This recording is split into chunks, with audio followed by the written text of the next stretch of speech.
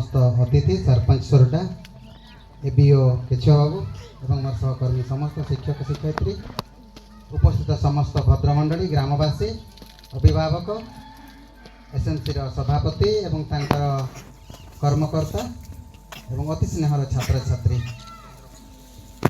मु बहुत खुशी जे आपण मानकर गहणरे मु आज उपस्थित होइबार गोटे सौभाग्यटा पाइले एवं आमर मंचासीन समस्त सम्मानीय अतिथिगण आम माननकु बहुत सुंदर भाव तांकर दिग्दर्शन देले सुंदर सुंदर गप कथा पदे पदे थिला किंतु सब मर्मस्पर्शी थिला एवं खूब सुंदर भाव तमे तार हृदयंगम मध्य करि पारिलो एवं अति सरल भाव ताकु बुझी भी पारिलो।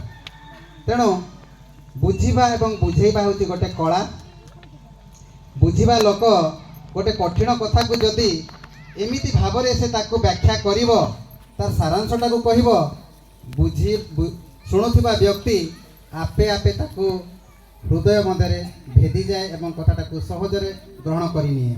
निश्चित भाव शिक्षा एवं शिखिबा एटा एक जीवन व्यापी साधना। तेणु मोर मध्य एतिकी आपण मानक समस्त छात्र छात्री एवं अभिभावक मान अनुरोध रहिबो आपण माने आम छात्र छात्री पई समय दियंतु एवं छात्र छात्री मध्य निजर प्रिय गुरुजन एवं माता पितांकर कथा शुणंतु सेमानंकर दिग्दर्शन रे आगक बढ़ंतु।